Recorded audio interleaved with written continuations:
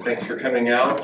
The Socratic Club, in case you didn't know about it, is not really a club. This confused the folks over at Henningsen just a couple of weeks ago, because even though it has the name club in the title, it's not a student club. It's actually named in honor of the Oxford Socratic Club, which was presided over by famous Christian author and apologist C.S. Lewis in the mid-1900s. And so the Gonzaga Socratic Club, like the Oxford Socratic Club, addresses worldview issues that relate to Christianity from a broadly philosophical point of view, and that's the sort of thing that we're going to do today in the talk that we'll be hearing in just a moment. The other thing about the Socratic Club is, might be misleading, is we don't always talk about Socrates. We occasionally talk about Socrates. Socrates is really cool, but the reason the Oxford Socratic Club was named the Socratic Club is they C.S. Lewis and the other organizers who put the group together decided that Socrates was a good model for following the truth wherever it leads, taking a philosophical point of view of inquiring into fundamental questions that address important issues. And so we share that approach and commitment here at the Gonzaga Socratic Club, hence the name. So welcome, glad you're here. If you'd like more information about the Socratic Club, we generally organize about one talk a month during the academic year, so about 4 talks during the fall, 4 in the spring. Sometimes we do debates or panels, but often the norm is speakers. I'll tell you at the end of this meeting, our next meeting, which is scheduled for December. To get past preliminaries then, again, welcome, glad you're here. Among the most important issues we might say that a broadly religious worldview looks at is the question of faith. What's the role of faith in life? And our speaker today is going to be addressing that question and using 2 interesting thinkers from late in the 1800s, early in the 1900s, Anna Julia Cooper and William James, a black feminist and a psychologist / philosopher, to address the question of belief or faith and their fundamental role for human life. My colleague, Professor Darian Spearman, joined the philosophy department as assistant professor back in 2022. He received his BA in religious studies from Carleton College and an MA in philosophy from Southern Illinois, and then went on to get his Ph.D. from the University of Connecticut in 2022, right before he came our way. Professor Spearman has a set of interconnected interests with Africana philosophy as the central core and branching out in various directions to Black collective identity, the philosophical significance of slave narratives, and the importance of myth and mythic narratives.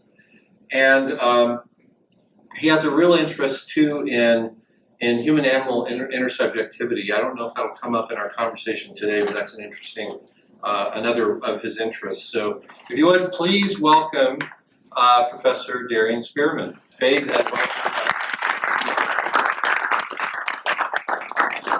Hello, everyone. I'm going to get started.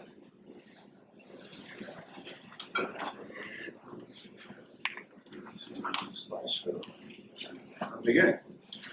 So, this talk is Faith is Vital for Life, Cooper and James on Belief. And I was struck by how these 2 thinkers from very different contexts, from the same time period in the United States, will argue some very similar things about the importance of faith in life and how the skeptical attitude should be dealt with or related to. So the purpose of this talk, very quickly, is just to put these 2 thinkers together in context with you all, and to kind of give us a chance to think about faith in this moment that our nation and the world is facing a crisis. The crisis of various kinds of faith across the world. Questions of faith in democracy, faith in America, faith in life itself, faith in various economic systems, and also a question of faith in ourselves, if we can rise up to the challenges of climate change and various forms of systemic oppression, right? So I'm hoping that by having this talk and introducing you to these ideas, we can have a good conversation that helps you all and helps me as well delve more into this and grow in these ways. So, William James, underneath him is the essay that I'm going to go over called The Will to Believe. Andrew Cooper's on the right. The essay is called The Gain from a Belief. So William James was born in 1842, 52, and he was an American philosopher. Most of his work was done at Harvard. He's had many great mentees. One of the most notable is W.B. Du Bois. And his style of philosophy is called pragmatism, which there's different definitions, but generally you can understand it as the idea that the solution to problems of truth and meaning and the nature of God, metaphysical concepts, come from looking at the context of inquiry into asking this question in the first place. Right? The idea of what is the actual practical purpose of asking these questions and what's the use of the answer. That's where we'll get the ultimate answer to these questions. Right? Andrew Cooper was born in 1858 and was born into slavery. So she was a slave until slavery officially ended in 1864. And from that point, there was a question that really animates her, which is, well, how are we going to deal with all these people who have been enslaved and prevented from learning how to read, prevented from building institutions, prevented from doing all these things, and how are we going to develop that together? And she was also chosen to be one of the people who was educated to become a teacher, right, to help deal with this. And Cooper lived until 1964. So she saw almost the entire arc from slavery to the civil rights movement.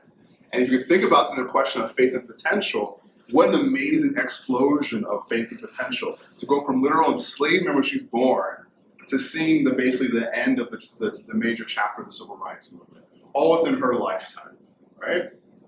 So she's also, as Calhoun mentioned, she's also well known as, considered to be the first major Black feminist, though she wouldn't have used that term back then, but she argued a lot in the same book that this essay came from, The Gain from a Belief, the idea that women should be educated and developed, and that their development was essential to how the Black race was going to develop itself. Because of this question, do we educate, do we follow what the white community has done, right, to develop ourselves, or do we find our own path, right? And basically, a lot of Black people say, well, the white community hasn't developed their women that strongly, so should we do that? Is that degeneracy or a problem, right? Black men and women have been much closer to each other because of slavery, both having to work in the field, both having all kinds of responsibilities that are considered unwomanly or unladylike. And Cooper argues very strongly that, A, women in general should have power and things like the right to vote and all that stuff, but also that Black women in particular should be cultivated and developed in society. And so The Gain from the Belief is the last essay in this book called A Voice from the South, which came out in 1892, which is 2 years before The Will to Believe. So we're going to start with James first, just because his ideas are much more well known, and then we'll go to Cooper, and then we'll have some of my closing remarks, and then I'm opening to you all to have a conversation. So I hope this all goes well. So, Will to Believe. So James essentially is arguing, he wants to figure out when is it appropriate to adopt a belief based on faith, right? By your emotional or passional nature, not based on the idea that you are logically convinced or this compelling evidence, right? And he's giving this talk at a philosophy club of sorts, or like a meeting of philosophers, of scholars from Princeton and Yale. And he says that, I try to make this case to my students that, hey, it's okay to take things on faith and belief. But he says, almost even my own students, as soon as the logical spirit gets in them, they're like, no, we don't want to believe anything based on faith. Like religion is kind of, maybe it's like, kind of weird at best, but you probably shouldn't believe all the tenets of it. And so he's saying, well, because my own students are kind of not accepting this, I really need to take some time to develop this, and I basically feel like this is the time to start articulating these ideas to you all of why faith still matters in a scientific context, particularly one that's based on empiricism, which is the idea that knowledge and truth come out of our direct experience, which is one of the cornerstones of the scientific enterprise, right? And William James is also one of the founders of what we now call psychology. So he's very open to exploring empirically the questions of inner life. Yet even he wants to make space for faith, right? And so his central argument is as follows, right? Anything that's bold like this is going to be a quote. Our passional nature not only lawfully may, but must decide an option between propositions whenever it is a genuine option that cannot by its nature be decided on intellectual grounds. For to say, under certain circumstances, do not decide, but leave the question open, is itself a passional decision, just like deciding yes or no, and is attended with the same risk of losing the truth. So this argument is addressed towards a skeptical mind, or someone who's agnostic, someone who says that let's doubt until we get some type of absolute hard evidence, right? Irrevertible proof that something is true. And if you don't have that, not only should you suspend your belief, it's somehow wrong to believe, right? To believe when you don't have enough evidence. That's a betrayal of the scientific spirit. That's a betrayal of all the knowledge that we've built and all the moral progress we've built through reason and scientific knowledge. But James would say that, well, there are certain contexts where our passional nature, our emotions, our inner life, our feelings should make a decision anyway, and that's kind of how he's understanding faith. So, but before we go to that, we have to define some of these elements in this argument. And the first is, what is a genuine option? Right? That's really important for him. So, he lays some, first is a hypothesis. What does that mean? Anything that can be opposed to one's belief. That's what a hypothesis is. And a hypothesis can be live or dead. This is a really important term for him, right? So if it's live, it means it's a real possibility for you, right? So for example, the idea is that if I say, like, be a,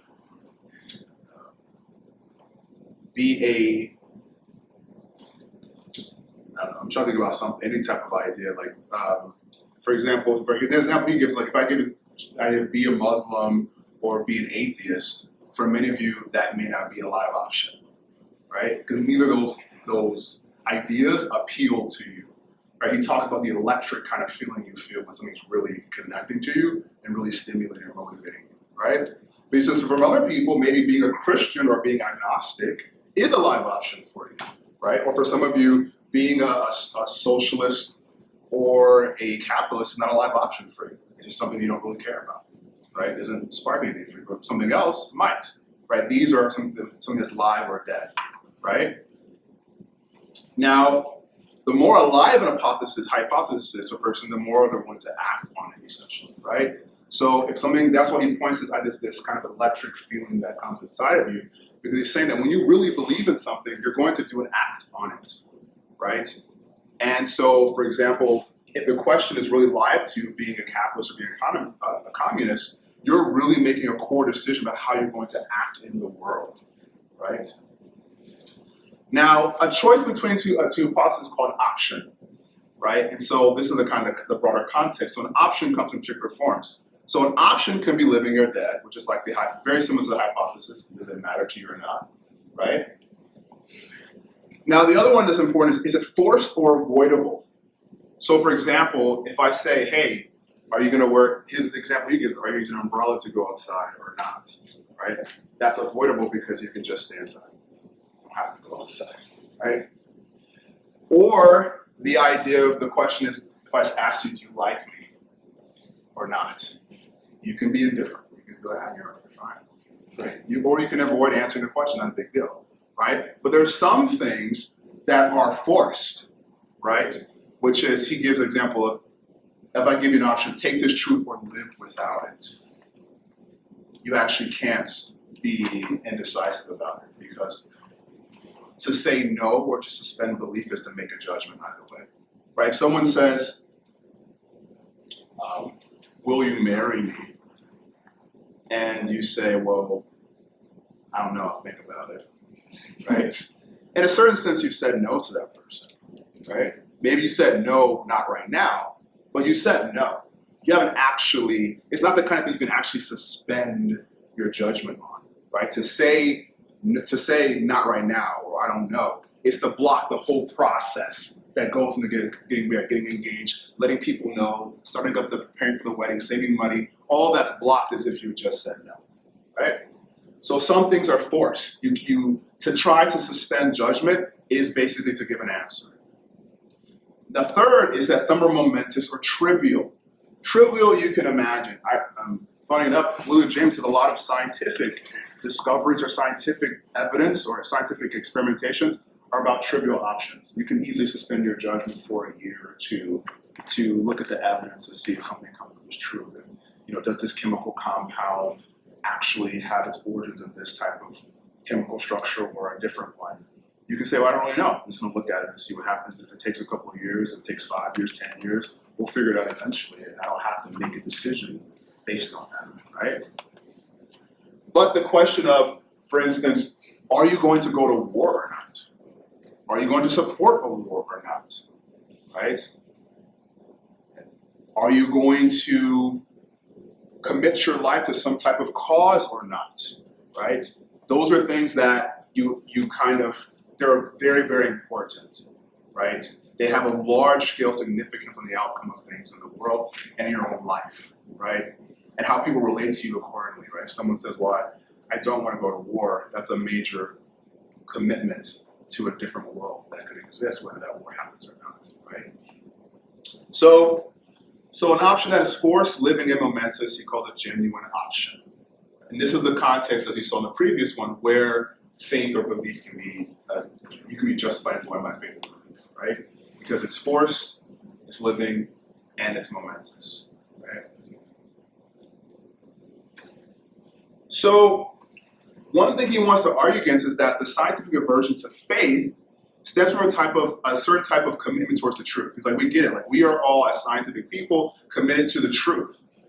But there's this idea that genuine intellectual insight only emerges when you lose all of your feelings, when you lose all of your attachment, you lose all of your passions, right? To clear your mind and just look particularly at the evidence in a cold, rational kind of way.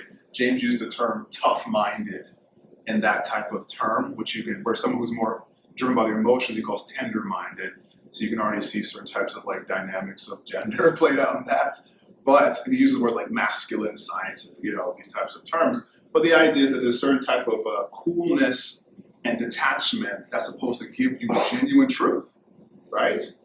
That if you're constantly investing in the outcome of something, we are not going to get the full truth. If I want the truth to be this, I might mess up my experiment. I might mess up my evidence. If I want my poll to show that Kamala's ahead, right?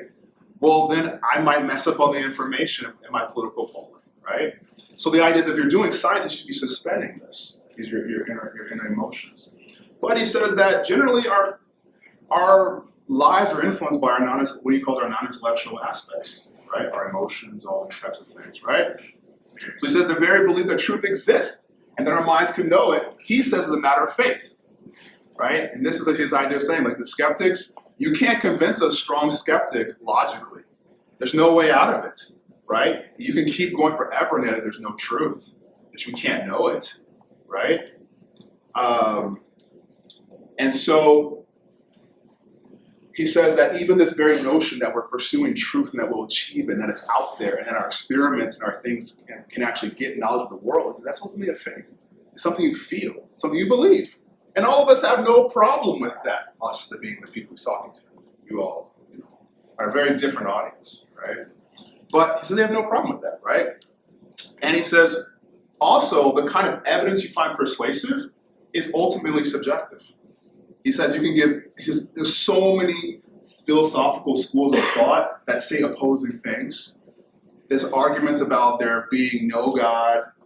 God exists, but we can't know God's nature. God being the ultimate thing that we can possibly know, right? There's all these various things that all vary. He says it ultimately just comes down to a matter of what what kind of evidence could persuade you, right? And so he says that there's no, we'll get to that later, but he says there's no real, we haven't really figured out like absolute kind of experiment or measure for what is the universal criteria of evidence, right? We have a wide variety, instead we have a wide variety of people that accept evidence in various different kinds of ways. And there's really no way around that for James. He thinks it's fine, right? He says truth is also pursued under two general commandments. Seek truth and avoid error, right? And with that, he says they're not the same. And in fact, a lot of the skepticism toward religious belief is actually stemming from a fear of error, a fear of being wrong, a fear of not having enough certitude, which is essentially just a fear of being wrong, right? And that's really what's motivating people to be skeptical of religious belief or not make a leap based on faith in something, is a fear that you're wrong, right? What if I'm wrong about what I believe? What if another religion is right? What if God isn't quite what I think God is? What if all these things that people told me to do that I don't want to do are actually wrong? I'm wasting my time, right? But there is, that fear is not something that James is going to argue you can justifiably place upon people, but it does organize the sciences, very much so, right? He says that sciences organize this nervousness, this idea of not wanting to be wrong, not wanting to be, use the word duped, right? Not wanting to erroneously believe something, into a regular technique, her so-called method of verification. And she has fallen so deeply in love with the method that one may even say that she has ceased to care for truth itself at all. It is only truth that's technically verified that interests her, right? So scientism, a belief that only science produces truth, the scientific method produces truth, he argues stems from not necessarily a genuine love of truth, but an anxiety about the methods and a belief that only method that comes out, a comfortability with a certain technique, and then believing that only things that are produced by this technique can be good. It's very similar to how people might feel about certain car brands or technology brands, right? We're like, I'm only gonna buy Honda cars because they do these things in this type of right way. And someone could tell you, well, you know, like this new Ford truck actually is better than the Honda truck, and it's like $20,000 cheaper. And they might like give you some arguments and give you the data, the specs. You might still say, nah, it's Honda because I had a Honda and it lasted me 15 years and I want this truck to last me 15 years. And I know that, but that's a feeling. That's actually not the evidence, right? And so he says that a lot of scientists are perhaps doing something similar where they're very attached to certain types of methods and those methods' ability to be verified, right? So he talks about other things, but for the sake of time, there's the things I have to skip over in the essay. It's very rich. And so if someone else wants to bring up some things related to the essay, I'm happy to talk about that if you've read it. But I'm just going to move to the religious belief section because I want to make a good amount of time for a conversation with all of you. So he says that the religious hypothesis, in his terms, asserts two things. That the best things are the more eternal things. And by eternal, he means the things that he says the things that have the final say, or things that are ultimate, really true about existence or reality, right? And two, we are better off even now if we believe that proposition, right? So the idea is that it's not just about getting to heaven or some sort of afterlife or escaping the will of samsara and extinguishing your desire, these types of things. There's something you get in your everyday life from adopting an orientation towards what is eternal. So, and he says it's a genuine option, right? That is forced. If someone asks you, do you believe in God? That's a forced option because the idea is you can either get this massive eternal truth, right? The idea that you can be in relationship with the ultimate being that exists, however you understand it, if such a being exists, right? Or not. And if not, if you say, I'm suspend my judgment, you're basically not engaging with that being, right?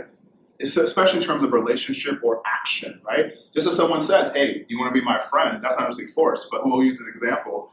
If you say, I mean, maybe it is kind of forced, because if you say, well, maybe, well, then you're not actually doing the things that will be hanging out with them. You're not answering their phone call, you're not planning things, and all the things that they could add to your life and you add to theirs are not happening until you figure out if you want to spend time with them or not. It's very similar with religion, right?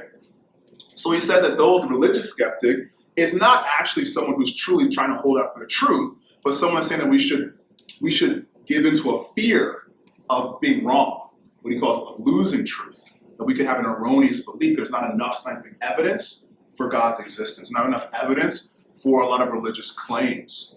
So therefore, we perhaps could lose the truth, right? If all this stuff had been verified, right, it would be fine. Like some people say, well, why doesn't God just appear, right, in a way that we can all clearly verify, right? The fact that that isn't the case means that there's a real risk that we are wrong if we choose to believe in certain types of religious ideas, right? But there's another part what he talks about is that there's, in terms of seeking truth, there's a hope of gaining truth. And both of those are equally viable for James, but the skeptical scientific attitude is based on fear, whereas he wants to say that, hey, what about the hope that you could have this great truth? And what if that truth can't be verified scientifically? What if it can't be verified logically? What if there's only particular ways that it can be experienced as true? Well, then maybe it's worth being able to believe in it based on faith if to suspend judgment means that I'm basically living my life without it, right? So, and that's what he said. And there can be no proof to determine whether it's worse to succumb to error or lose out of potential truth. You actually can't prove it. It comes down to your temperament. So, and finally, one thing that's interesting about the religious hypothesis is that to act on the basis of faith is a part of the living essence of the hypothesis itself. What does he mean by that? He means that when the case of God or gods, he says that, well, perhaps by living in faith, I could be doing a deep service to the universe, right? That somehow I'm created or I emerge in relation to a divine reality of some sort. And the way it's designed, I'm supposed to reach out to it in faith. That's a part of what I'm supposed to be doing. And therefore, that's the only way I can get that truth. And that is my service, is not to verify it and try to bring it under a certain level of logical intelligibility or control, but to genuinely reach out. Think about it just like a loving relationship with a friend or family or a lover, right? At a certain point, you have to genuinely reach out to be with that person. Imagine the person's always trying to control you, right? They're always like, okay, everything I need to know, everything you're gonna do, when you do it, and nothing can surprise me. I have to fully know everything that you're gonna do, right? That one, you would lose out on the love, right? That which is the possibility of genuinely reaching out to that person, right? So James concludes that he says that if this kind of truth has its own unique criteria of how it might be discovered, then to exclude it outright is actually irrational. So he says that, this is a quote, any rule of thinking which would absolutely prevent one from acknowledging certain kinds of truths, if those truths exist, is an irrational rule, right? There's no reason to just exclude a potential truth just because, right? Because it doesn't fit one particular mode of verification, right? So, and this is his final quote. One of the things he closes with, he says, indeed, we may wait in terms of suspend judgment about religious beliefs. If we will, I hope you not think I'm denying that. But if we do so at our peril as much as if we believed. In either case, we act, taking our life in our hands. No one of us ought to issue vetoes to the other, nor should we bandy words of abuse. We ought, on the contrary, delicately and profoundly to respect one another's mental freedom. Then only shall we bring about the intellectual republic. Then only shall we have that spirit of inner tolerance, without which all of our outer tolerance is soulless, and which is empiricism glory. Then only shall we live and let live, in speculative as well as practical things. So this quote has a lot of different aspects to it because this is where he's putting out his ethos, right? The ideals of how we should go about being intellectuals with each other, right? And seeking truth together. So we shouldn't be trying to just forcibly, aggressively push aside views that we don't think make sense, right? In that sense, assuming that they meet a certain criteria, right? They're force momentous, they're genuine options, right? we shouldn't be forcing people who, if it's a genuine option, who make a different decision than us, right? The idea is that we have to respect each other's mental freedom, which for him is this political ideal, he says, called an intellectual republic. Which is a very interesting idea, right? One which we haven't developed or actualized here yet. Universities are trying to kind of stand for that, but it's not a major ideal of the United States at this moment to have an intellectual republic, right? The idea that we are all together and we go and we vote and we're represented by figures, but in that representation, we all are developing ourselves intellectually, right? And this idea of tolerance, which is empiricism's glory, right? What he ultimately is saying is that empiricism, the idea that you're trying to validate things by experience, almost requires a certain type of faith, not just faith in truth and experience that it can be verified, right, by our senses, that we can trust our senses, but a kind of openness to faith. The idea is to live and let live, right? That we all should be able to pursue our passion and the way of being together collectively and through dialogue and discourse, reconcile new differences. So from that, we can move on to Angela Cooper. And so this essay comes at the end of A Voice from the South, which is where she's talking about her ideas about developing the Black community and developing women and her ideas about the role of faith. So I'll read this passage from the beginning. There's a lot of passion I'll read from her because I think she has great language. So she says, this is how she starts. A solitary figure stands in the marketplace, watching as from some lonely tower the busy throng that hurry past. A strange contrast his cold intellectual eye to the eager, strained, hungry faces that surge by in their never-ending quest of wealth, fame, glory, and bread. Mark his pallid cheek and haggard brow, and the fitful gleam of those relentless eyes like two lone campfires in a desert plain. Why does that smile, half cynical, half sad, flit across his countenance as he contemplates these mighty throbs of human passions and woes, human hopes and human fears? Is it pity? Is it contempt? Is it hate for the struggling, working, believing humanity which curls those lips and settles upon the hitherto indifferent brow? Who is he?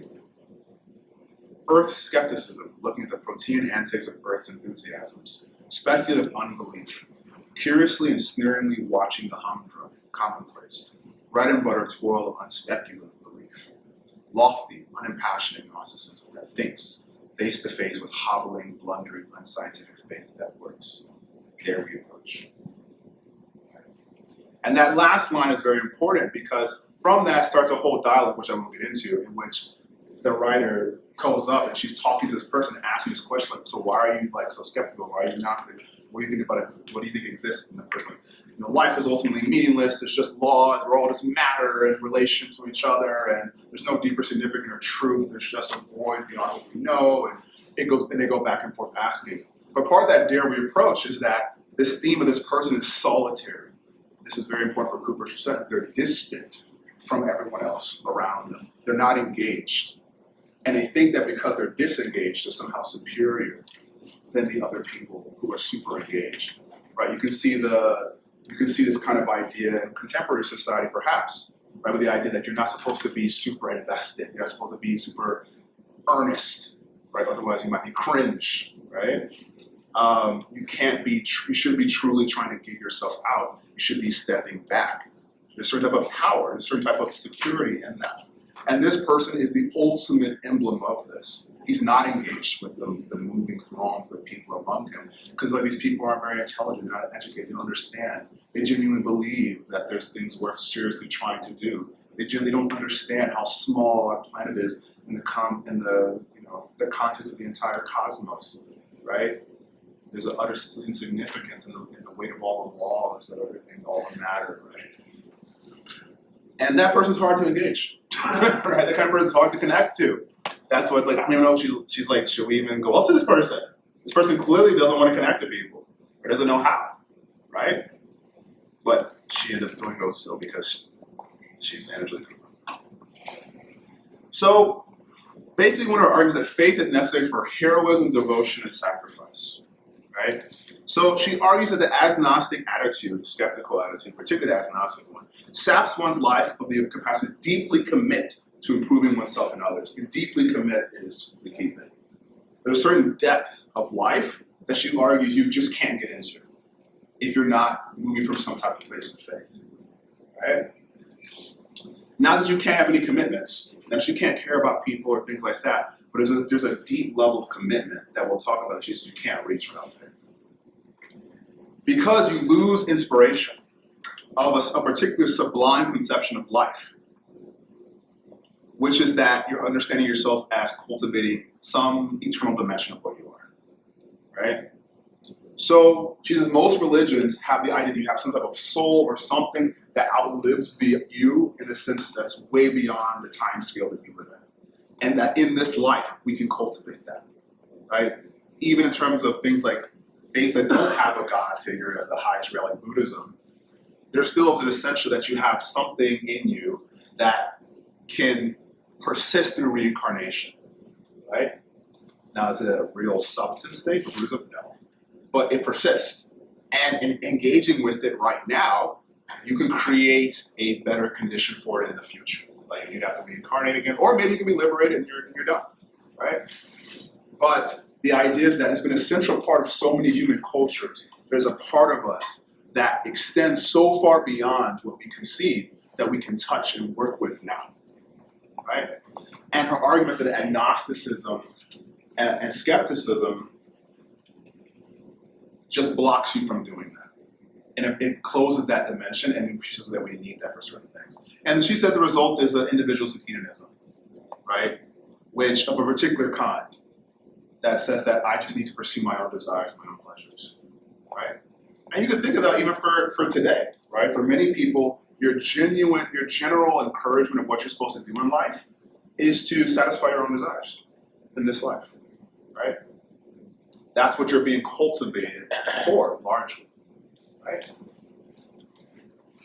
And for her, that isn't going to get us to solve some of the core crises in the nation, especially her time, which you have suddenly millions of people who are free, but also, I would argue, in our contemporary time as well. So she makes the following argument. I just want to utter one truth. The fundamental need of any nation, any race, is for heroism, devotion, and sacrifice. And there cannot be heroism, devotion, and sacrifice in our primary skeptical spirit. Right? So when you're faced with a crisis, and crisis has its roots in Greek with the same word for criteria, meaning that you have to make a choice, right? That you can't avoid. So it's a crisis. You have to make the choice. It's forced in the way that James is talking about, right? And crises don't always have to be bad. They're usually always intense because you have to make some type of choice. You can't avoid it anymore. And a lot of times what we'll do is we'll say, well, I'm not going to make the decision. I'm not going to go for it. I'm not going to make the choice I need to make because I don't have the ability to do it, right? I feel too weak inside, or I'm too worried about the outcome, or I'm too all these things, right?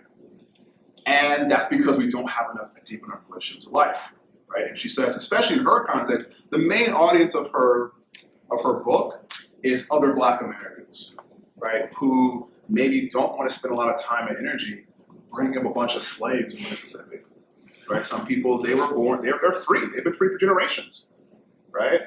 And now the idea is that we got to invest in all these people and bring them up, right?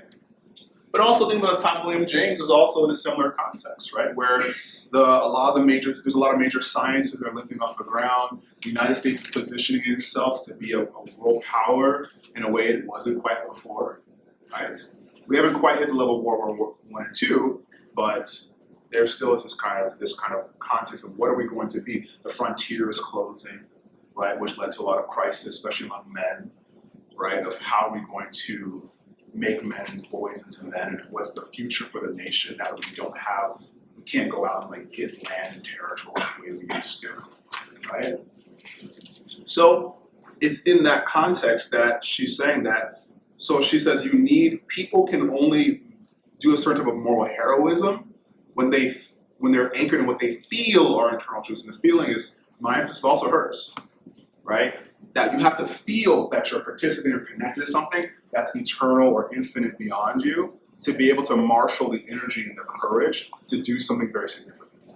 If it's just you, if it's just your desires and what you want, or even worse, what somebody else wants, it's very hard to do the thing you might do that requires a genuine act of sacrifice.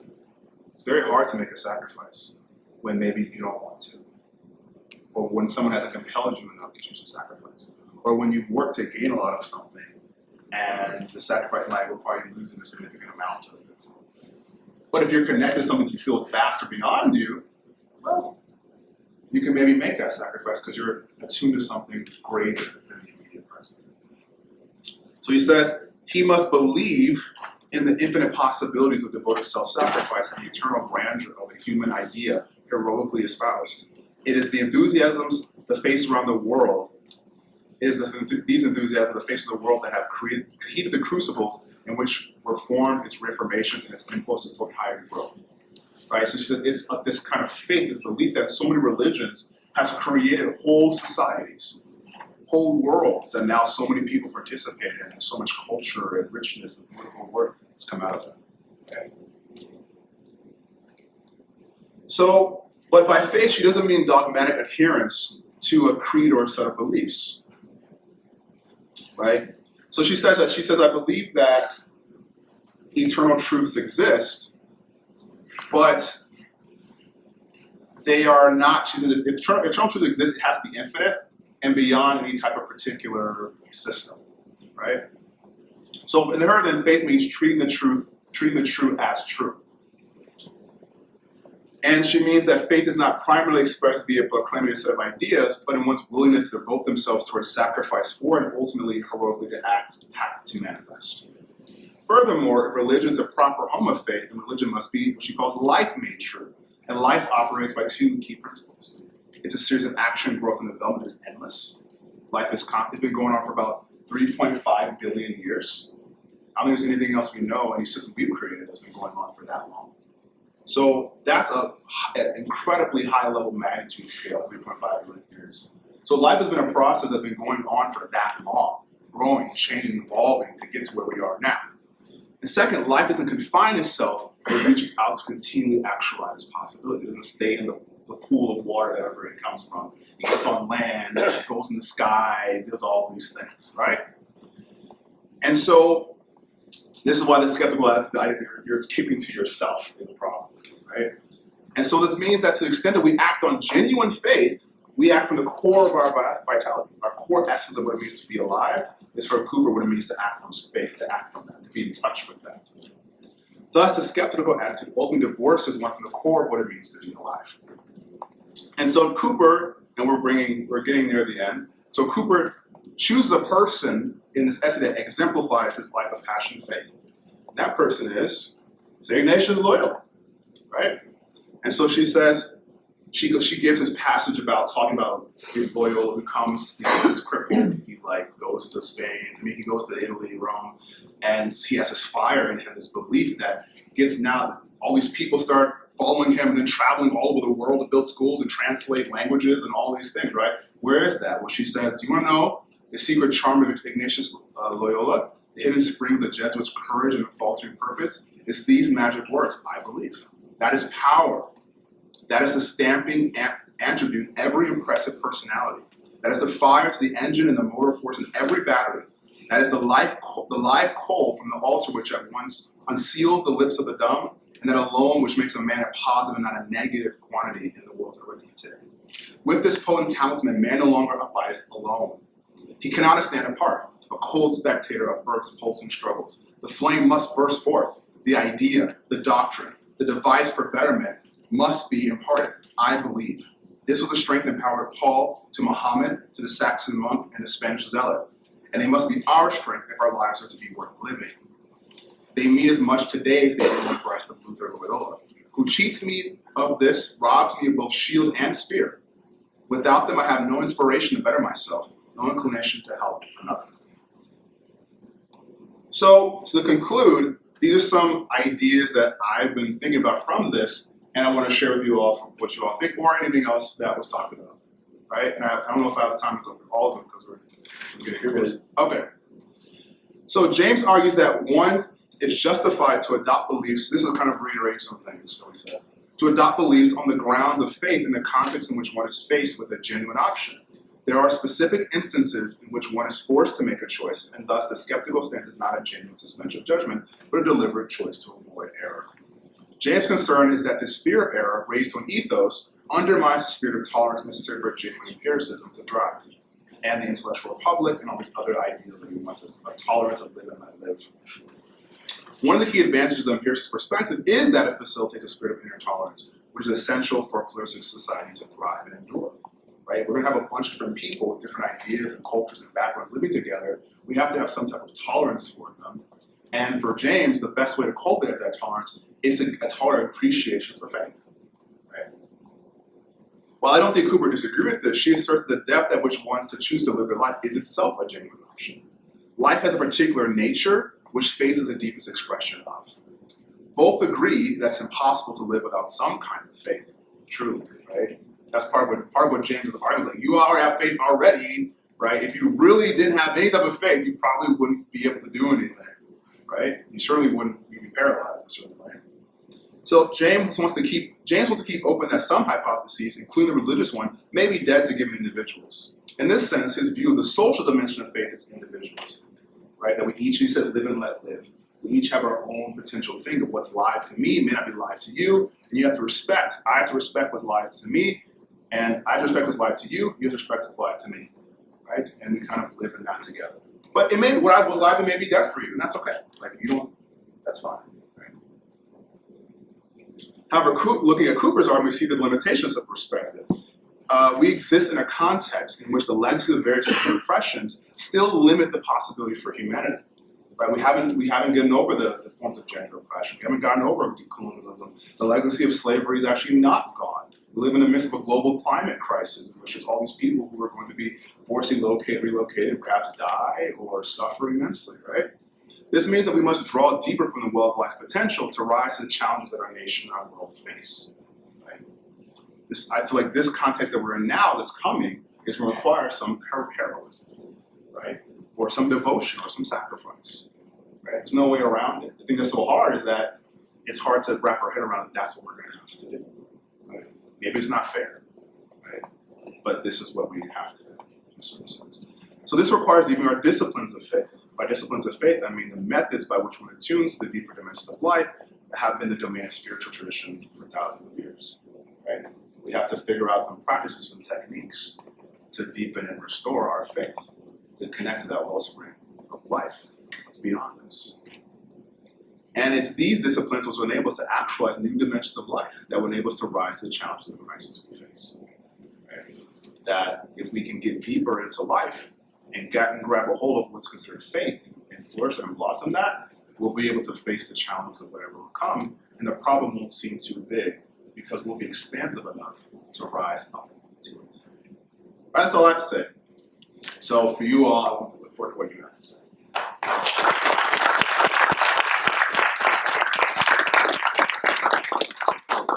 I will let you field your own questions if you would. So Oh wow, okay. That's a lot of confidence in me. have a student begin our question period. Yeah. Comment or observation. Yeah, comments, observations. So I really like your presentation. That's the bare minimum. Yeah, no. You must like it. You're in the department. So something I'm curious about, and you talked about it with Cooper, who said that there's a lot that's sort of beyond the structures and the. I'm sorry. Yeah, you clear them out. With religious conviction, it's very much tied up with passion, right? And very much tied up with identity and whatnot. I wonder, especially with James's idea of the intellectual republic, conceivably what would happen to sort of religious intolerance and sort of religious bigotry, which is very much, I think, tied up in sort of the negative aspect of religious belief. I don't know. So in the history of Catholicism and stuff, you have ideas like blasphemy, heresy, and whatnot. Yep. You have the idea of infidels and people that are wrong when you're right. Yep. And so I think with the intellectual republic in mind, how do you encourage a community of individuals of different backgrounds to engage in belief while also respecting the beliefs of others in sort of that really deep level without vitiating the sort of quality of passion, if that makes sense. Yeah, great. Yeah, and with Cooper and James, there is this idea that faith is more than just dogma, right? Faith is not a creed, it's not a sect, for both James and Cooper, right? And so a lot of the intolerance comes from the fact that my faith is entirely tied to a particular set of beliefs, and if anyone disagrees with me on those beliefs, then I have to like remove them or destroy them or things like that. But that's not an attitude that exists everywhere that faith has been central or flourished. Right?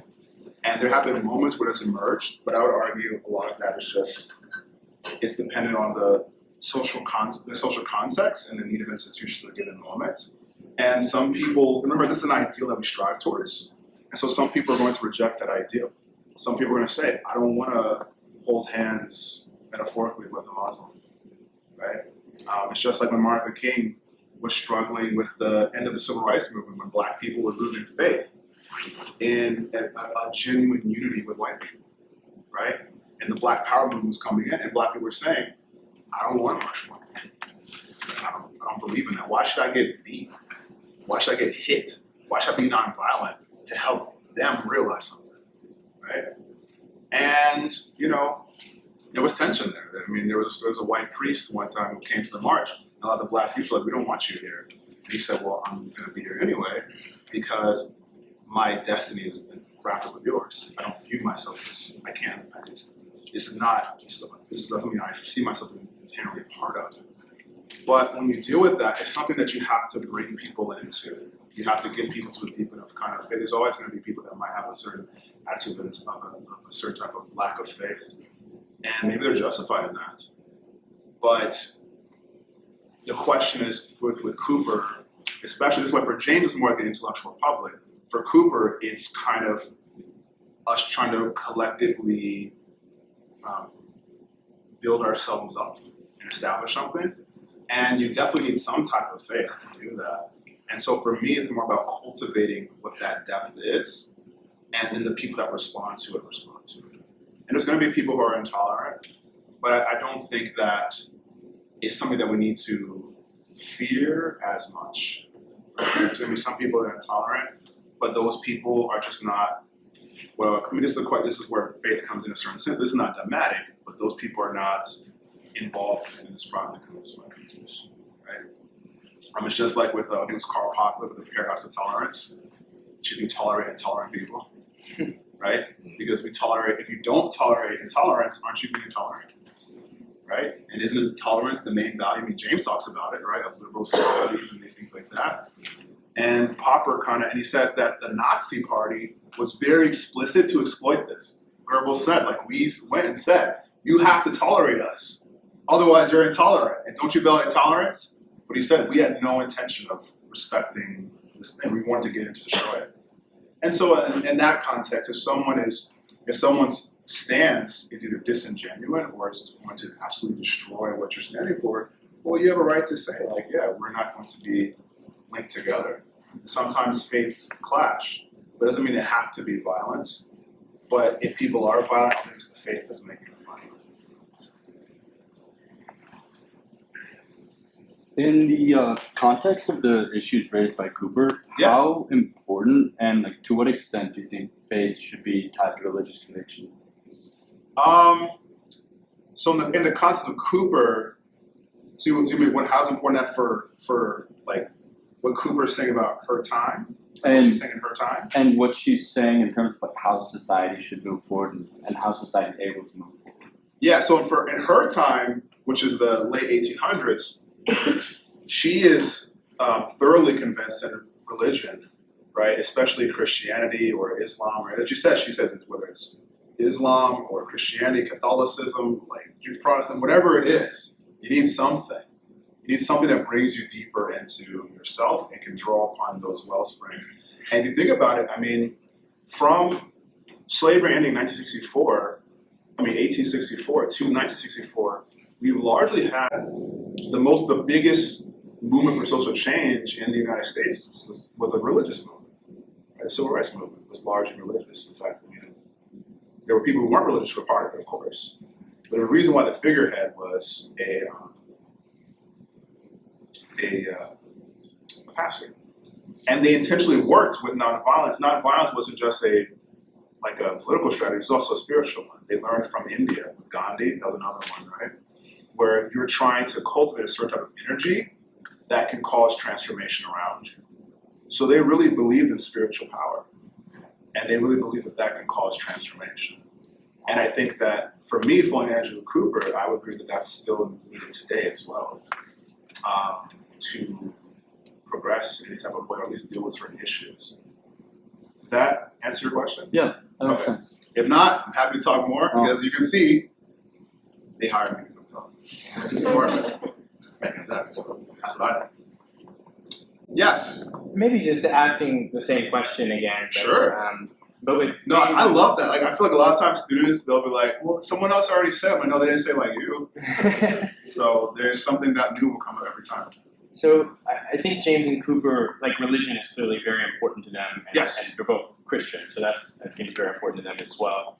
But it's interesting to me, if faith is just a belief in sort of an eternal truth or eternal thing, then couldn't you also say, like, on the lines of like Marx or an existentialist and be like, I have faith in the power of the human person to create, right? Or I have faith in freedom, right?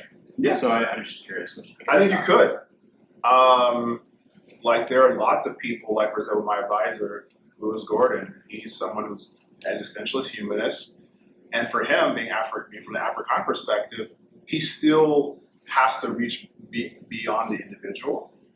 And so for him, the idea of ancestor feels very important. There's a chain behind me of people making the choices all the way back thousands of years, or at least the most important, especially for Black people, the past couple hundred years. And I have, for him, an anonymous beyond me that I actively am engaged with. That the decisions I'm making now are directly influencing all these people who I never will know. And I can live my life to grow in my capacity to draw upon what's behind me and reach further into what's in front of me, right? The real issue is when you collapse too much into your own individual desires, which existentialism has been turned into, this idea of like, you just do what you want, follow what you like, right? Where if Jean Paul and Simone and Beauvoir and all those people, they were deeply invested in the notion of responsibility, right? And they had that you make very serious commitments to the human being a certain kind of infinite, right? So in this case, and a commitment to that, right? So even that, I would say Cooper was like, that's better than what she's seeing around, so she's seeing these people, right? A certain type of skeptical act, a lack of faith is not the same as like the issues that some people, they substitute, like, hey, I don't believe in religion or I don't believe in God. They then say, well, therefore I'm going to like have this kind of disconnected, suspended way of being, where I'm gonna have a kind of ironic detachment from the sufferings of people around me. And she's like, she's like, where do you get off of that, right? So that's why I think in her language at the time, James is being more sensitive to this because he's talking to people at Yale and Princeton, many of them who don't believe in this particular hypothesis. But this is why he keeps the idea of a genuine option. And he talks these things like the electric energy, the passion, these things like this, these things that really animate you, right? That you have to tap into them. And the issue is that the skeptical scientific attitude has a risk of dimming that light more and more in favor of what the techniques of scientific verification can produce, right? Because sometimes you might have to make a leap that's beyond the evidence in front of you what's available to you. And that's more like, I think, what James is talking about. Yes? So are James and Cooper less concerned with being right than like finding a religious or like faith-based structure that like resonates with them? Yes, they're much more concerned with the idea. So for James, it's an excellent question. For James, it's more that there's a truth out there in terms of being right, which is maybe not verifiable by science, right? And partially because, especially in the Christian context, but also in some other ones, the part of the way this being is manifested is that it wants to have a relationship with emotions. And therefore, you have to already be open to that possibility, right? Or in the case, we could also take it in the case of certain indigenous religions in the Americas, in which certain ways that nature appears, you can't necessarily scientifically verify it. You're not going to have an experiment and get the deer show up that's meant to be hunted. It's just not going to happen that way, right? So you have to be able to be open to other kinds of realities or possibilities. And so those truths, trying to seek those truths is not kind of folly, it's not an error. It's for James, it's equal, right? The fear of, well, maybe I'm wrong, maybe it's bogus, maybe it's all psychological stuff in our mind that makes us think that the deer appeared to be hunted after we did a ceremony or ritual. Maybe we're wrong about how all this stuff works. Well, that's one type of value or feeling. The other one is, well, what if it's true, right? And so for James, he wants to argue you can't arbitrate between them, so it just comes to individuals, right? But you shouldn't shun one from doing the other. I mean, at that time, James in the essays, he didn't talk about like telepathy, right? I mean, this is 1896, so this thing he's like, hey, telepathy is probably real. It could be, but we shouldn't. I mean, he's like, I'm not trying to say it's real or not, but we should at least seriously investigate it. Maybe it's real. That people can communicate psychically in various ways. But he says there are a lot of scientists who would say that even if it was true, it's better to suppress it because it would totally deconstruct this material picture of the universe we've developed. So we should probably suppress it anyway, right? And Cooper, she's the idea that that truth is something you live into, that it's, like I said, she believes is eternal truth, that it's infinite and therefore not confined to any particular people or place. But we have to pursue something that really makes us feel truly alive and makes us have the capacity to sacrifice and do heroic acts when the time comes, right? So for Cooper, there's a certain attitude to truth, if it's on the grand enough scale, for her that's eternal, that we should be cultivating. So yeah, it's not, so the idea is you shouldn't be afraid of being wrong. There's no, what she's trying to get over, and so is Cooper, is that there's no real, I'm trying to think about the right word, there's nothing like superior about being not taking the leap of faith or believing something on the basis of faith, right? That the idea sometimes we look at people who are adopting this by faith but are ignorant or not knowing in various ways, and she's like, that's this kind of smugness you get, that's small consolation, which you could have, which is more people thriving around you. Does that answer your question? Great. This is kind of like off track, but No, great. I love that.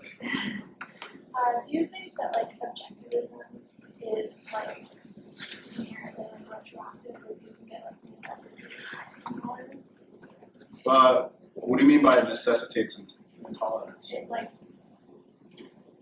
does it like ask a person to negate others' reality? Okay, yeah. I think it depends on your stance on it, right?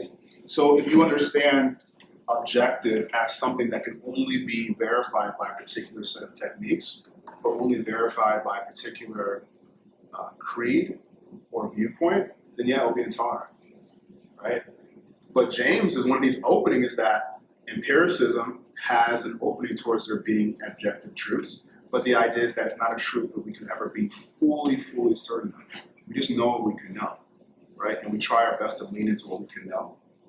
And in that sense, me being interested in theirs being objective and other people doesn't mean I have to be intolerant towards others, right? But we have to cultivate, but we do have to cultivate an ethos of tolerance, right? And this is why for him, that's why for him the idea is the genuine option. That's momentous and not trivial. So for instance, for him, like if someone says that the earth is flat, and you're saying, hey, it's not, there's all this evidence, for him that wouldn't be necessarily momentous thing, right? So you can say, hey, that's like, I don't really think that that's like, I don't think that's right. But that's not necessarily being intolerant to the person to say like, hey, this is the evidence I support, and I'm talking about why the evidence you have is wrong. Yeah, for sure. Dr. Spearman, thanks for a great talk. It really, really is helpful, and it connects. Some of my human history students are here. We're trying to cultivate some of this indigenous thinking, and it ties in nicely. So I'm glad you made that connection. And I'm thinking in particular, Cooper and her connection between faith and life, I think, is really beautiful and helpful. And I wonder if she would think that maybe non-human beings, that there is a faith in life itself, and that would this be kind of manifest in living beings? That even if it's not on a fully conscious level for Cooper? For Cooper, it would, and that's part of what I'm hoping to argue more and more in the future, right? Is that there's a certain, how do I articulate that? But yes, there certainly is. For Cooper, it's easy because she has like, in terms of, she's just explicitly like, yo, I'm a Christian. Like even she says her ultimate ideal for this person that has faith is Jesus, right? Before saying nations, like Jesus genuinely believed in the infinite potential of the individual human, and therefore lived a life where he could not pass up a person who was suffering. And lived a life that, he lived into, he didn't make it to do much in his 30s, right? So that's how strong his faith was. And but he died, but wow, look at thousands of years later, billions of people are imbued with that spirit, right? So in that sense, I would agree that there's a certain type of faith in life. There's a certain type of way of, and I think Cooper's making that connection to say that there's a reaching out, there's an expansiveness, there's a comfortability with the unknown, and the idea of making the unknown into the known, making something inhospitable into a home that life does, and that's for me, it's a part of what faith is. Yeah. So the faith in us is something that's already happening with a lot of other life forms. Right? And you want to talk about people, we really take for granted how harsh our planet is. It's a nice one compared to a lot of other planets, but it's harsh. Like even just that rain that just happened today, imagine like if there were no trees, no shelter, right? Because most of the shelter that we have is organic, right? From like forests, being in the woods, right? There's some mountains or rocks, but a lot of those you can't really get under, caves. Imagine there are like no trees. You're just constantly being hit by water from the sky whenever it rained. Life wouldn't be that flourish, right? So many small insects would just get obliterated, right, by the rain. So there's ways that this harsh, unknown place has been made into a home. And I do think that there's that faith is a part of that. So we'll have to talk more about that. No, thank you. Yes. Thank you for the talk. I really enjoyed it as well. I guess I just wondered if we can poke at this suggestion with Cooper, but also Williams, that somehow skepticism or being suspending judgment is like incompatible with action somehow that leads to bad things. Well, action of a certain level.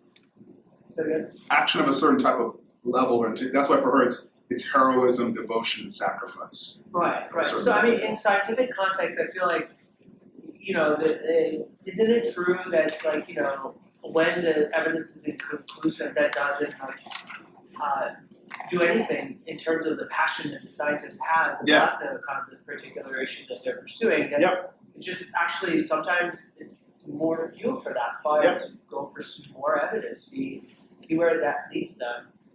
And to that extent, isn't that suspension actually a healthy attitude to have, to the extent that it kind of is a constant reminder that there is an open question here that we need to kind of pursue and explore. I mean, maybe I'm just describing their notion of faith differently because it seems like a certain kind of faith in the truth. Yes, that's where James would come in, is that you actually are animated by faith in the truth. And for him, what you're talking about, though it's maybe not the best term, but for him that would fit under trivial. Right? The idea that there's not enough evidence or your experiment was wrong, or for him that's trivial. Right? In the sense that it's not like very significant in the grand scheme of things. So it's fine. He said I have no problem suspending judgment on those types of things. In fact, we should. Totally wrong. It's like, but for him, the reason why the thing that we're momentous is a particular notion, which is for when suspension is the same as basically saying no or yes. So when you can genuinely suspend, it's totally fine. What he wants to argue is that a lot of people are trying to make that suspension, a general suspension, into like a cultural norm or ethos. And that everything where there's not enough evidence for, we should suspend. But he says the problem with that is that there are moments where, for him, the religious question is one, where to suspend is basically to say no, right? So, I mean, James is going to say, just say no. But also, understand that the thing that makes you say no is on the same level as the thing that makes someone else say yes, right? Suspension, there's this idea like what people might even call it an enlightened skepticism or enlightened, the idea that like it's better to back off and withhold judgment if you don't have enough evidence. And he's really, I didn't talk about this because the essay has a lot in it, but there's another person whose last name is Clifford who has an essay called The Ethics of Belief. And we talked about before, who says that it's immoral to believe something where there's not evidence for it. You're betraying the scientific enterprise, you're betraying truth, you're creating openings for intolerance and bigotry and all these things that come, stereotypes, all these things that come because people are ignorant, acting off of partial knowledge. So James is more trying to argue against that. And so that's why for him, he's specifically narrowing it to those moments when to suspend is basically to make an action. That's why I gave the example of marriage, right? If someone proposes to you to say, I'm not sure, it's the same thing as no, right? Because you're stopping, if you said yes, a certain process would have begun. To delay it is to basically, you basically said no, not right now. And that's fine, right? But for him, it's like, so there are certain situations like that where you wouldn't tell the person like, yeah, you don't have all the facts, you better like, suspend your judgment about the situation. It's like, it's very clear, whatever they do, it's really no or yes. So I hope that clarifies that. Yeah. Well, you haven't spoken yet, I know we'll go to this too. Yeah, I just continue on what Nader was saying. Oh, never mind. What were you going to say? Oh, I'm sorry. No, I just, because it's fascinating. I mean, skepticism comes more from search. Yes. Or seeking than it does from suspension. Yes. So I'm wondering what vision of the crisis that we face figures into viewing doubt through the lens of a withdrawal. Yeah, that's great. And this is particularly, especially for Cooper, is that's what she's saying. There's a certain type of, and she links it to certain people like Mill and Hume, right? These are people she talks about, that it makes it so people just genuinely don't want to engage or make real sacrifice.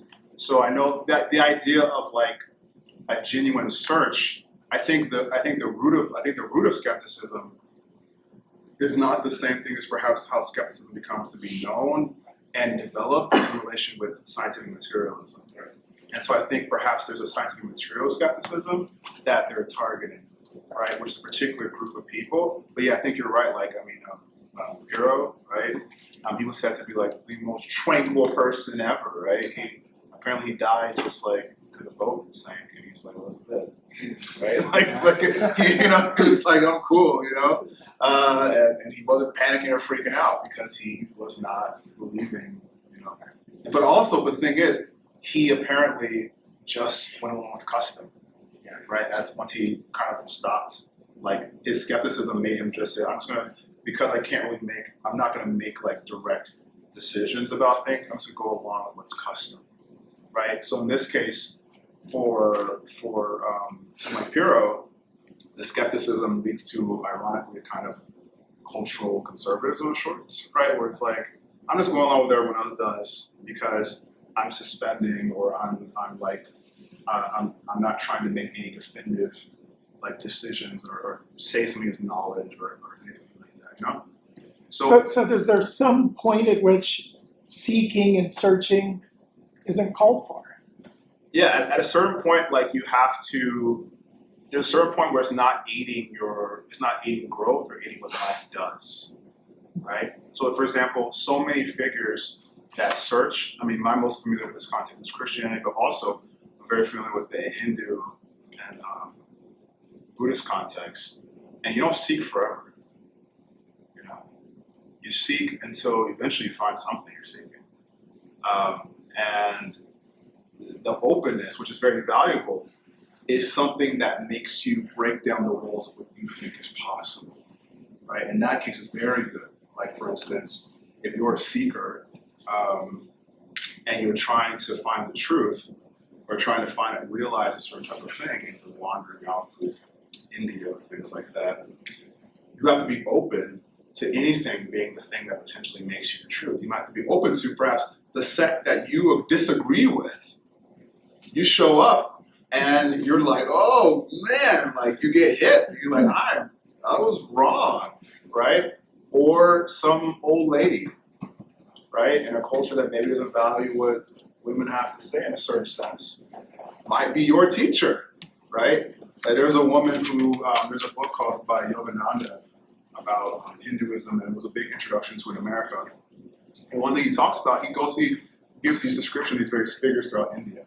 And one is a woman who is middle-aged who doesn't eat. Like she doesn't eat. She stopped she has some type of spiritual practice and she doesn't eat anymore. And people are like, so they went to go find her in the village. And so what is going on with that? And she's like, I think God just wants to show what's possible. Right? That's it. But if you're seeking, that person might be the one you're supposed to be following what they understand. So, but at a certain point, even like I said, the Buddha, he was searching for 7 years.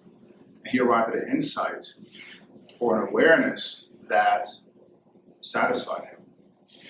So, and to that point you search, but you arrive at some type of awareness or something like that.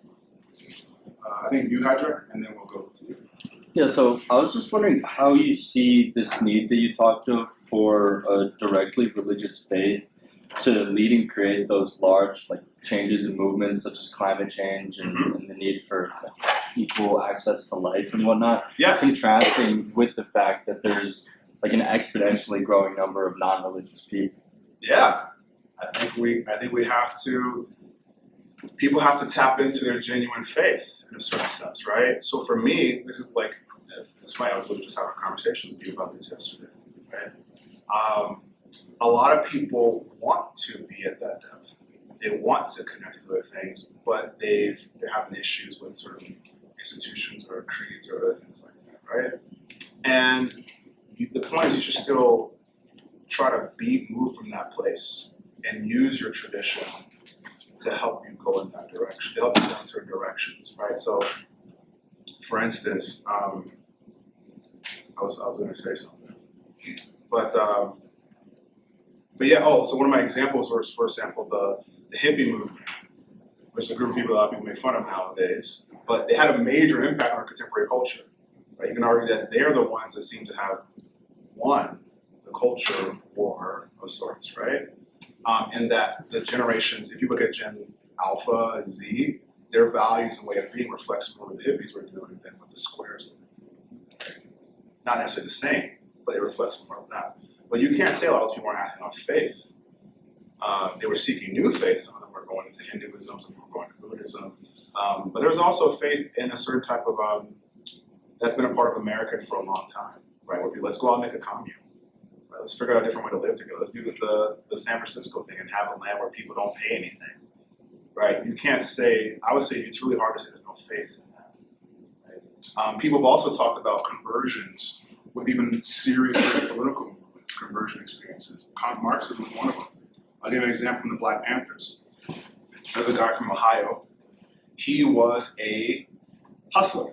He would run scams on people. That's what he would do. He would scam people all the time.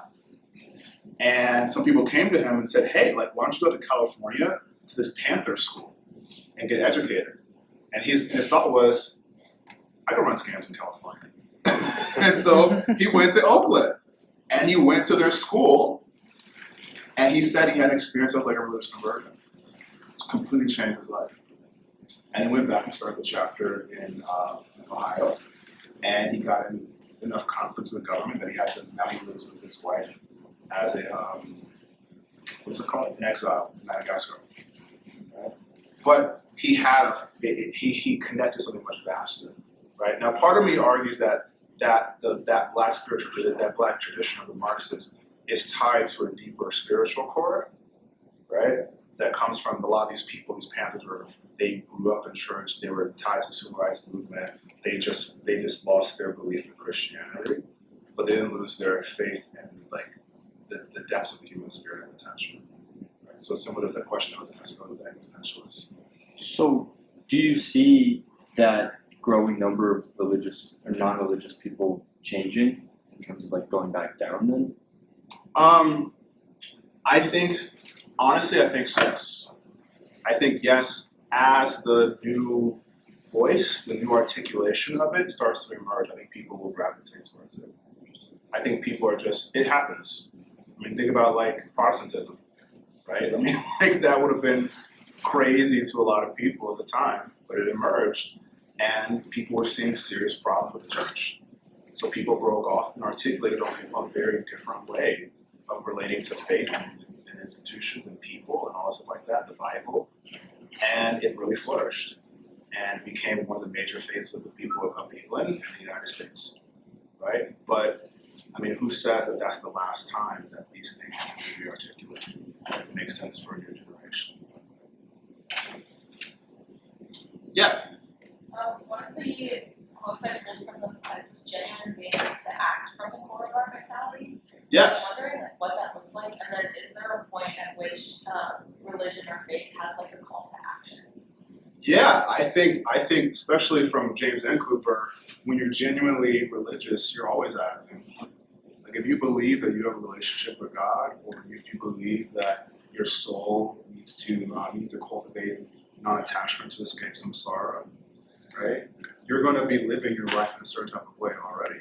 This is why we often use the word, for a lot of Christians have used the word, especially in the Protestant context, born again, right? You have an experience that makes you feel like you're reborn, right? For me, I would call that someone has become disconnected from that vital core in themselves, and they reattach to it, and it just completely, their life has changed, life is different, And so most religious people are very much acting, and whether it's you go to church, whether it's you read the Bible, whether it's you do certain practice, or even abstaining from certain activities or people or places, that's an action. It can be something as simple like, hey, I can't associate with some of the things I used to do. That's an action. Like any genuine, religious awakening or movement of faith, it's going to be hard to sustain certain types of ways. So you're going to have to act. This is why Cooper very much uses the metaphor of fire, right, as something that's tied to this what faith really, like faith in action really is, right? That's why James is saying it's not the kind of thing you can suspend, right? You can't say you can't really say I kind of believe in the Christian God, or I kind of believe in the Muslim God, or I kind of believe that I need to liberate myself and achieve nirvana, right? Because each of those things requires a different type of attitude or practice, right? And so the issue is not that you have to pick one or the other, but that in this context, there's a certain type of lack of commitment. This is why the deep commitment, a lack of commitment that's become a bit of a cultural norm. That makes it hard to grow those dimensions of yourself. You may not agree with any of them, but what's the one for you, for James, and for Cooper? What's the one for us, right? And that us is going to be in part made by us doing these things together. And of course, some people might be like, I don't want to be part of that us. And that's going to happen, right? But so there's always going to be some type of action. The way you talk might change, but that's still good action. Yes? And Cooper said Christian religion. Yes. Religion is life to be true. Yes. Is there room for growth in that definition, or is there even the need for growth, like the idea that life can be made truer or religion can be made truer? Because when I think about interreligious dialogue, an openness to being transformed is necessary on both sides. Yes. But saying my religion says my life is true, and your religion says your life is true, and there's not an opportunity for either of those to be truer, or being made true, so within the process of being made true. Yes. seems to close off that possibility or potential. You're absolutely right. This is why certain indigenous people are like, we don't like English because it's so noun-centered, as opposed to instead of like truer in a certain sense, you know. But for her, what she means by life is not necessarily individual life. It's life as what life is. Like this, that's what this 3.5 billion year process. That's what she's talking about with life. Like whatever life is that we ultimately are, it's making that true. For her, what is life but growth, expansion, reaching out, right? Transforming. Life fundamentally transforms. Like it starts off as amoeba, now we're having this conversation, right? There's been billions of years of transformations, right? We've reached a level of life where on one hand we could transform a lot, we do, but we can also block digital transformations. So for her, no, what you're talking, she says, truth so one is what life is and also what truth is. For her, truth is not embodied in any particular nation, sect, creed, or person. Truth is beyond, she says, I think truth is eternal, it's out there. It's for her, it'll probably be something like way to God. But because of that, nobody can contain it. So the idea of like we should exchange and we could grow, it's 100% no. That's why she wants to try to include, she says Paul, Saint Ignatius, Muhammad. She wants to say like all these people contributed to this human flourishing. And so for her, she wouldn't have any problem with interfaith dialogue. I think that's why for her, she's very much talking about like the figure she points to, she sees, but it's much more for her. And this is where the pragmatism perhaps could be there a bit, but also there's also existential dimensions, all kinds of stuff. But she's much more interested in what does it make you do? Does it make you uplift? Does it make you live out your life more, make you grow, make you expand, make you comfortable with transformation, make you act in the world? Then that's fine. Excellent question. Yes. Any other questions? I was almost free. Sorry. We're almost out of time. You get the last question here, Nick. Gosh, okay. It's gotta be good. It has to be. I'm wondering what you mentioned, what this has to offer to like human rights responsibilities and like the idea of justice. So you brought up the example of climate change. Yes. Which is something that I hope most of us in here we would like to try to stop that. But I'm also wondering in this idea that some people are not convinced, but there's also this view of tolerance of people not being convinced and also people's own beliefs. Like maybe someone not being convinced that forms their belief that climate change doesn't exist or something. Yes. What I also wanted to bring in was, so yeah, at like protests and demonstrations, we hear this like no justice, no peace, mantra. And then Martin Luther King said, injustice anywhere is approach to justice everywhere. Yes. So I'm wondering, is it, maybe I'm just misunderstanding what tolerance means in this scenario, but is tolerance of people having their own beliefs, like there's sex trafficking in some places in the world, and so if people there believe that that's not a bad thing, but someone who believes that sex trafficking is an injustice, the existence of that injustice anywhere is approach to justice everywhere. So I'm kind of wondering if tolerance is this suspension of judgment, and if it's a suspension, then as James says, it's a suspension. The suspension makes an action anyway.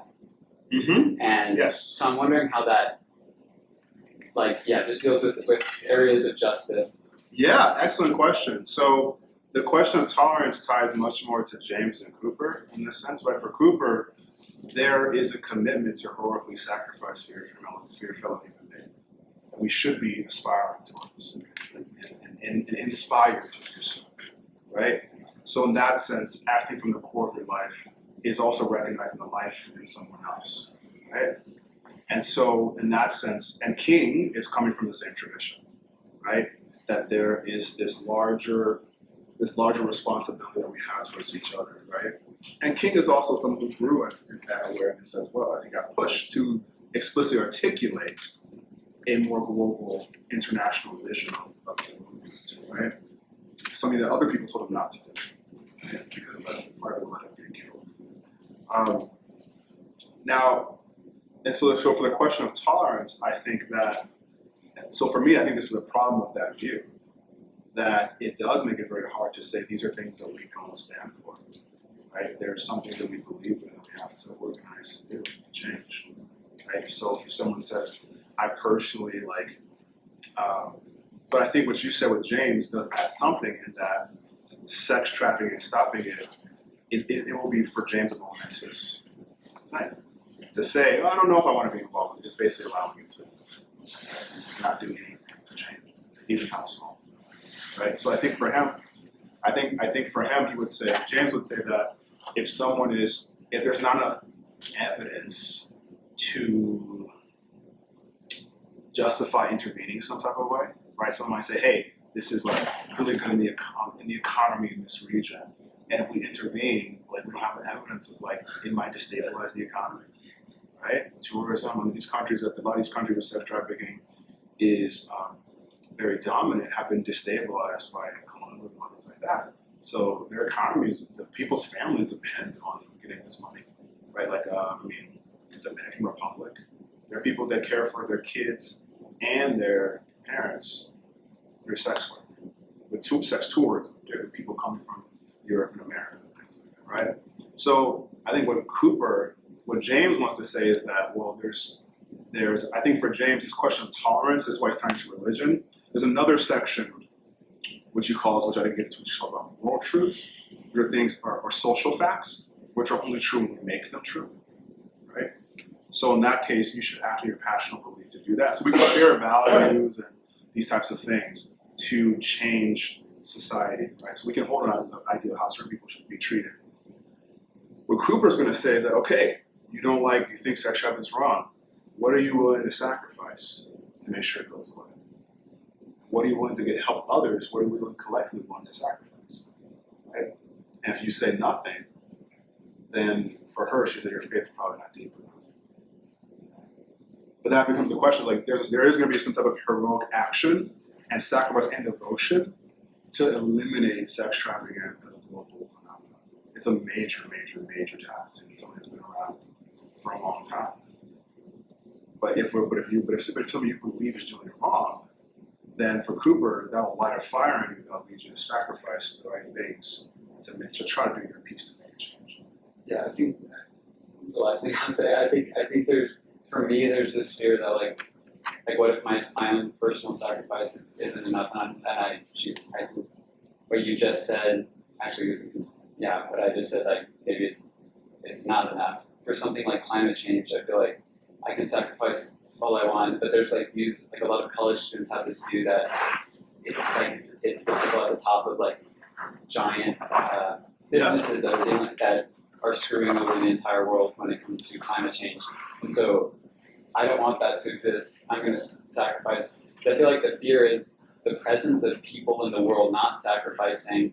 My tolerance of that almost puts out a judgment on it anyway. So I feel like there's some sort of like that's where it would be the momentous thing. Like you got to do something. Like you got to get out there. Yeah, when the movement really kicks off, and sacrificing in this case doesn't necessarily mean personal. Like maybe some part like I'm gonna recycle or I'm not gonna buy certain things. But when it really turns into a collective people deciding we want to solve this problem seriously, there's gonna be a market where we're gonna say like, hey, yeah, people who are think about it. All movements that we value have certain elements where there's been certain type of exclusionary point, right? Like for example, the civil rights movement.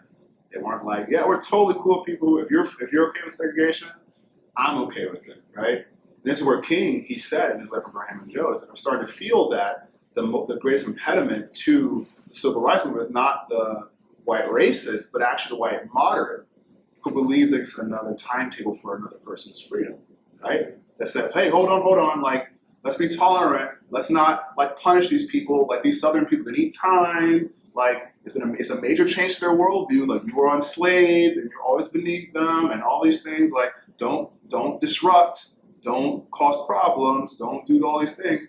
Remember, King was being called violent. You don't know this. People were saying King was violent because everywhere he went, violence came. He was nonviolent, but he wasn't passive. And he also didn't do protesting, right?